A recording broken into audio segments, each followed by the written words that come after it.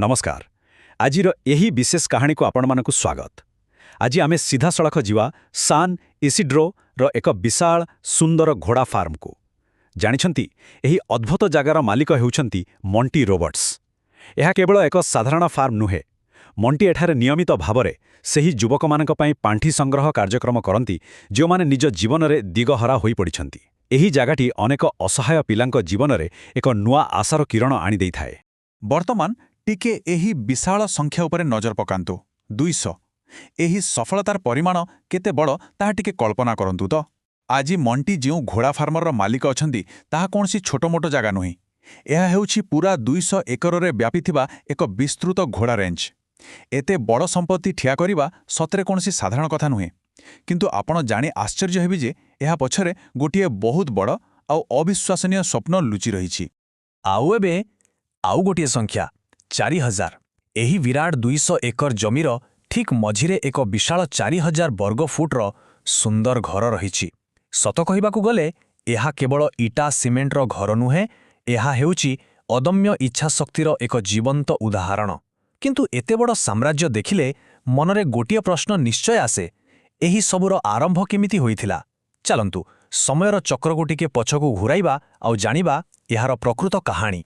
एही कहानीर आरंभ हुए बहु वर्ष पूर्वे। गोटिए छोट पिला थिला जिए एक अत्यंत अस्थिर परिवेश रे बड़ हेउथिला। तांकर बापा थिले जणे घोड़ा प्रशिक्षक बा ट्रेनर। तांकर जीवन शैली किछि एमिति थिला जे सेमानकु केबे गोटिए अस्ताबलरु आउ गोटिए अस्ताबलकु तो केबे गोटिए रेस ट्रैक रु अन्य ट्रैक रु घुरी बुलिबाकू पडुथिला। एमिति लगातार जागा बदलाइबा जोगु पिलाटीर हाईस्कूल पाठ पढ़ा बहुत खराब भावे प्रभावित हेउथिला। गोटिए जागारे स्थिर होई रहिबा तांको पई सते जेमिति एक असंभव कथा थिला।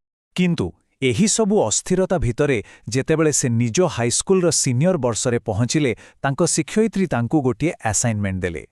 प्रश्नटी सुनिबाकू बहुत साधारण थिला किंतु भविष्यत पई बहुत गुरुत्वपूर्ण थिला। बड़ हेले तुमे कौन हेबाकू चाहुच? बस एही गोटिए प्रश्न सेही पिलाटी भितरे लुचि रहिथिबा एक बड़ स्वप्नकू निया लगाइदेला। से स्थिर कले जे दिने एक विराट घोड़ा फार्मर मालिक हेबार तांकर जो इच्छा अछि ताहाकू ही से निजर एही स्कूल प्रोजेक्ट रे देखाइबे। आपण जानिले आश्चर्य हेबे जे सेही पिलाटी केते पागलामी और भल पाइबा सह एही प्रोजेक्ट उपरे काम करिथिला। से केवल 2-4 धाड़ी लेखि देई नथिला, से निजर पूरा हृदय एथिरे ढाली देइथिला। से पूरा 7 पृष्ठार गोटिए लंबा प्रबंध लेखिला। सेथिरे 200 एकर जमीर एक संपूर्ण मैप थिला। केउटी घर रहिबो, केउटी अस्ताबल रहिबो आउ केउटी रेस ट्रैक रहिबो, सबु किछिरे पूरा डिटेल्स थिला। आउ सबुठु बड़ कथा हला से सेही फार्म रे थिबा 4000 वर्ग फुटर घर पई पूरा फ्लोर प्लान मध्य आंकिथिला। माने से निजर पूरा भविष्यतकू सेही कागज उपरे आंकी देइथिला। तेबे एते परिश्रम आउ आशा नेई से सेही 7 पृष्ठार प्रोजेक्ट को गर्वर सह निज शिक्षयित्रींकु देला। किंतु ठीक 2 दिन परे जेतेबेले सेही पेपर तांकु फेराई दिया गला, प्रथम पृष्ठारे बड़ बड़ लाल अक्षर रे लेखा होइथिला एफ माने सीधा फेल। आ ता सहित तळे गोटे छोट नोट थिला, क्लास परे मोते देखा करो। टिके भाबंतु तो गोटे पिला जे निजर सबुठु सुंदर स्वप्न को कागज रे सजाइथिला ताकू केते कष्ट होइथिबो। क्लास सरीबा परे जेतेबेले सेही भंगा मन नेई पिलाटी शिक्षयित्रींकु भेटिबाकू गला आउ कारण पचारिला, शिक्षयित्री ताकू किछि कठोर वास्तवतार हिसाब सुनाइले।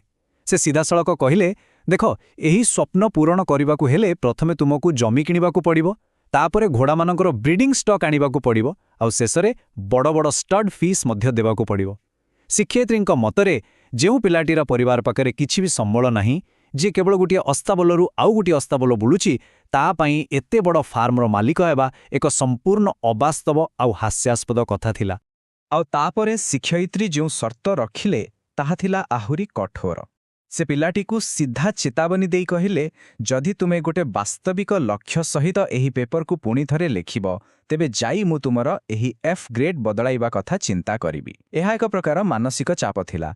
शिक्षयित्री चाहुथिले जे सेही छात्रटी निजर बड़ स्वप्न को मारी देउ आउ निजर आकांक्षा को छोट करि दियो, जहा द्वारा ताहा सेही शिक्षयित्रींकर छोट दुनिया भितरे खाप खाई पारिबो।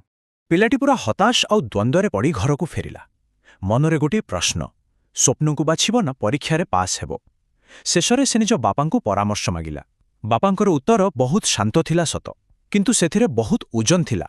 से कहिले, देखो पुआ, तुमको ए विषय निजको ही मनस्थिर करबाकू पड़िबो। तथापि मु भाबुछि एहा तुम पई गोटे बहुत गुरुत्वपूर्ण निष्पत्ति। ଏହି କଥା ପିଲାଟିକୁ ବୁଝାଇ ଦେଲା ଯେ କଥାଟା କେବଳ ଗୋଟିଏ ଗ୍ରିଡ୍ର ନୁହେଁ, ଏହା ହେଉଛି ତାର ଭବିଷ୍ୟତ ନିର୍ମାଣର କଥା, ଆଉ ଏହି ନିଷ୍ପତ୍ତିର ପୁରା ଭାର କେବଳ ତା ନିଜ କାନ୍ଧରେ ହିଁ ଥିଲା।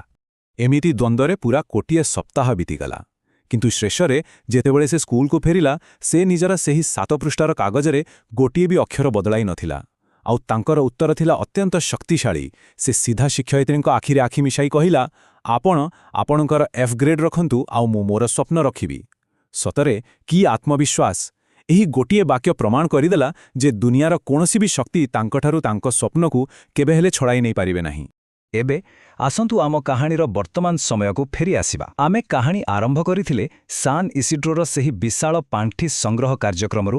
ମନେ ଅଛି ତ? ଜାଣିଛନ୍ତି ସେଠାରେ ଉପସ୍ଥିତ ଥିବା ଲୋକଙ୍କୁ ଏହି କାହାଣୀ କିଏ ଶୁଣାଉଥିଲା? ସେହି ଫାର୍ମରର ମାଲିକ।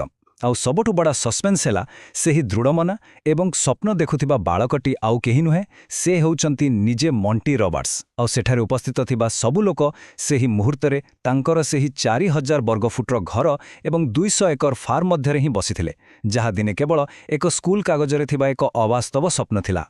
ଆଜି ଯେଉଁ ସ୍କୁଲ ପେପରକୁ ଦିନେ ଅବାସ୍ତବ କହି ଫୋପାଡ଼ି ଦିଆଯାଇଥିଲା, ତାହା ସେହି ବିଶାଳ ଘରେ ଗୋଟିଏ ସୁନ୍ଦର ଫ୍ରେମ୍ରେ ବନ୍ଧା ହୋଇ ରହିଛି। ମୋଣ୍ଟି ସେହି ବଡ଼ ଲାଲ F ଲେଖାଯାଇଥିବା ପ୍ରୋଜେକ୍ଟକୁ ନିଜ ଘରର ଫାୟାରପ୍ଲେସ୍ ଉପରେ ସାଇତି ରଖିଛନ୍ତି। ଏହା ହେଉଛି ତାଙ୍କର କଠିନ ପରିଶ୍ରମ ଆଉ ଅଦମ୍ୟ ସାହସର ଏକ ବିଜୟୀ ପ୍ରମାଣ।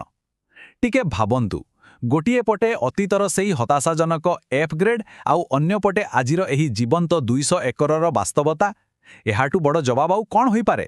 କିନ୍ତୁ ରୁହନ୍ତୁ, କାହାଣୀ ଏତିକିରେ ଶେଷ ହୋଇନାହିଁ। ଏହି ଯାତ୍ରାର ଶେଷ ଭାଗଟି ବହୁତ ଆଶ୍ଚର୍ଯ୍ୟଜନକ ଆଉ ହୃଦୟସ୍ପର୍ଶୀ। ମଣ୍ଟି ସେହି ସଭାରେ କହିଲେ ଯେ ମାତ୍ର 2 ବର୍ଷ ପୂର୍ବର ଖରାଦିନେ ଏକ ଅବିଶ୍ୱାସନୀୟ ଘଟଣା ଘଟିଥିଲା।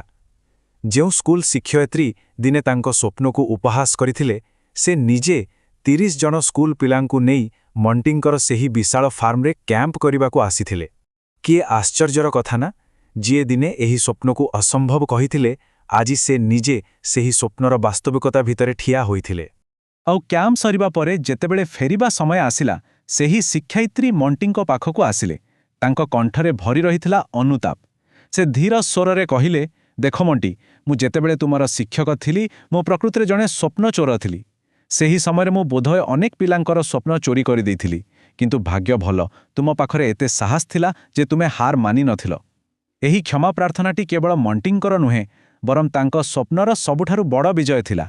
ତେବେ ଆମେ ଏହି କାହାଣୀରୁ କ'ଣ ଶିଖିଲେ? ପ୍ରଥମ ଆଉ ସବୁଠାରୁ ଜରୁରୀ କଥା, କେବେ ହେଲେ କାହାକୁ ଆପଣଙ୍କର ସ୍ୱପ୍ନ ଚୋରି କରିବାକୁ ଦିଅନ୍ତୁ ନାହିଁ। ଦ୍ୱିତୀୟରେ, ପରିସ୍ଥିତି ଯେତେ କଠିନ ହଉ ପଛେ, ସବୁବେଳେ ନିଜ ହୃଦୟର କଥା ଶୁଣନ୍ତୁ। ମନେ ରଖନ୍ତୁ, କଠିନ ପରିଶ୍ରମ ଆଉ ଦୃଢ଼ ଇଚ୍ଛାଶକ୍ତି ଆଗରେ କୌଣସି ସ୍ୱପ୍ନ ବଡ଼ କିମ୍ବା ଛୋଟ ହୋଇନଥାଏ। ଆଉ ଶେଷରେ, ଦୁନିଆ ଯାହା ବି କହୁ, ନିନ୍ଦୁକମାନଙ୍କ କଥାକୁ ଖାତିର ନ କରି ନିଜର ଲକ୍ଷ୍ୟ ହାସଲ କରିବା ପାଇଁ ସବୁବେଳେ ଚେଷ୍ଟା ଜାରି ରଖନ୍ତୁ। ଏହା ହିଁ ତ ଅସଲ ସାହସ। ଯେହେତୁ ଆମେ ଆଜିର ଏହି କାହାଣୀର ଶେଷ ଭାଗରେ ପହଞ୍ଚିଗଲେଣି, ଆସନ୍ତୁ ନିଜକୁ ଗୋଟିଏ ପ୍ରଶ୍ନ ପଚାରିବା। ଆଗାମୀକାଲିର ସ୍ୱପ୍ନଗୁଡ଼ିକୁ କିଏ ସୁରକ୍ଷା ଦେଉଛି? ଆମ ଚାରିପାଖରେ ଏମିତି ଅନେକ ଲୋକ ଥାଇପାରନ୍ତି ଯେଉଁମାନେ ଆମକୁ ନିରାଶ କରିବେ, କିନ୍ତୁ ସେମାନଙ୍କଠାରୁ ଆମର ଆଉ ଆମ ପରବର୍ତ୍ତୀ ପିଢ଼ିର ସ୍ୱପ୍ନକୁ ରକ୍ଷା କରିବାର ଦାୟିତ୍ୱ କେବଳ ଆମ ନିଜ ଉପରେ ହିଁ ରହିଛି। ମଣ୍ଟି ରବର୍ଟସ୍ ନିଜ ସ୍ୱପ୍ନକୁ ଢାଲ କରି ସୁରକ୍ଷା ଦେଲେ, ଆଉ ବର୍ତ୍ତମାନ ପାଳି ଆମ ସମସ୍ତଙ୍କର। ଆଶା କରୁଛି ଆଜିର ଏହି କାହାଣୀ ଆପଣଙ୍କୁ ଆପଣଙ୍କ ସ୍ୱପ୍ନର ସୁରକ୍ଷା କରିବା ପାଇଁ ନିଶ୍ଚୟ ପ୍ରେରଣା ଯୋଗାଇବ। ଧନ୍ୟବାଦ।